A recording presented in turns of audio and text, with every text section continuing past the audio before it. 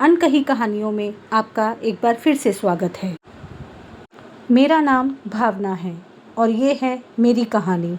माँ ने कहा था, लाल लहंगा सिर्फ कपड़ा नहीं होता, उसमें बेटी की ज़िंदगी के रंग होते हैं। लेकिन माँ, मेरे उस लहंगे पर प्यार की नहीं, आग की बूंदें पड़ी थी। शादी का दिन था, मैं लाल जोड़े में सजी थी।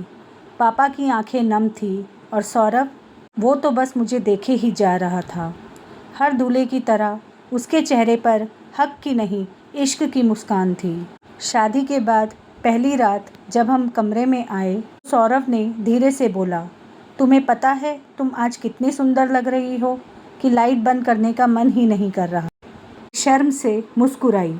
वो पास आया और मेरे माथे को चूम लिया। फिर धीरे से मेरी हथेली उठाई और कहा, इन हाथों की लकीरों में मेरी किस्मत दिखती है। धीरे धीरे करीब आए।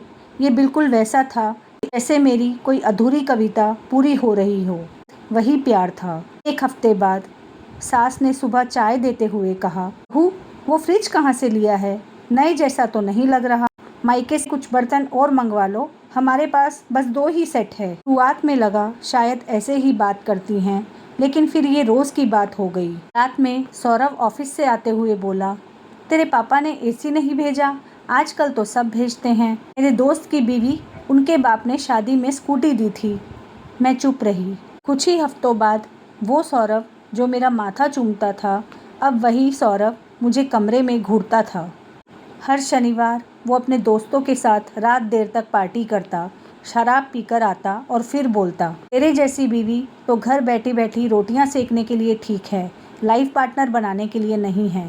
कभी कभी मुझ पर जोर से चिल्लाता, गुस्से में दरवाज़ा भी पटक देता। डर के मारे दरवाज़ा बंद कर लेती, लेकिन मेरे अंदर जो डर था वो रोज़ खुला ही रहता। मेरी सास कहती, हमारे समय में बहुएं दहेज लाती थी, अब तो लफंडर लड़कियां भेज देते हैं। तुम्हारे पापा तो खुद ढंग के कपड़े नहीं पहनते। मैं बस रसोई में बर्तन धोते हुए रोती रहती और देवर शुरू में हंसता था और पूछता था, उससे बात भी करता था। धीरे धीरे उसकी नज़रें भी गंदी होती गई। एक दिन देर रात धीरे से मेरे कमरे के बाहर से बोला, भाभी, आप बहुत सुंदर हो, भैया को तो आपकी कदर नहीं। मैंने दरवाज़ा बंद कर लिया। सास ने कहा था, बिटिया जैसी बहू चाहिए थी, लेकिन शादी के एक हफ्ते बाद ही आने शुरू हो गए। तेरे घर से बस यही सामान आया, फ्रिज भी सेकंड हैंड लगता है। रात को जब सब सो जाते, मेरी सास रसोई में आकर एक एक बर्तन जोर से पटकती और कहती, हमने सोचा था बहू आएगी तो चैन मिलेगा, पर यहाँ तो उल्टा बोझ आ गया। मैं चुप थी क्योंकि मुझे सिखाया गया था, बहू होकर जवाब नहीं देते।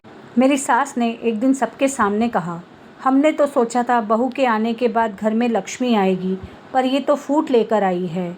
मेरे मायके को नीच कहती, माँ के दिए गहनों को उल्टा सुनाकर बोलती, इतना घटिया डिज़ाइन हमारे घर के नौकर भी ना पहने। और फिर आया वो दिन। एक दिन किचन में मैं सब्जी बना रही थी। सास ने कहा, सिलेंडर संभाल कर, कहीं जल ना जाए तू। ऐसे कोई इशारा था। पीछे से कोई आया और मेरा दुपट्टा चूल्हे की ओर खींच दिया। मैं झपाक से जल उठी। मैं चीखी, बचाओ, लेकिन कोई नहीं आया। मेरे जिस्म पर आग थी और उनकी आंखों में तमाशा। 8 महीने हॉस्पिटल में थी। चेहरा बिगड़ गया था, पीठ झुलस गई थी। माँ जब देखने आई तो मैंने कहा, माँ, तेरी बेटी को उन्होंने जिंदा जला दिया। अब दहेज नहीं बचा, अब बेटी ही राख है। लेकिन मैंने हिम्मत नहीं हारी। एक एनजीओ की मदद से मैंने केस दर्ज करवाया।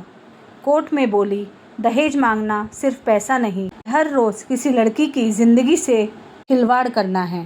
कोर्ट में पहली बार मैंने मुंह खोला। दहेज एक लेन देन नहीं है, ये एक धीमा जहर है जो हर रात मेरे सपनों को घोलता रहा।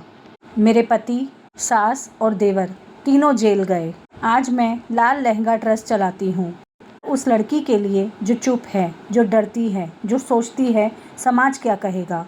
अब मैं कहती हूँ, जब पहली बार ताना मिले उसी वक्त आवाज़ उठाओ, वरना अगली बार जला दी जाओगी और तब बोलना मुश्किल होगा। आखिर में दहेज के नाम पर रिश्ते नहीं खरीदे जाते, वहाँ सिर्फ एक लड़की की आत्मा को बेचा जाता है।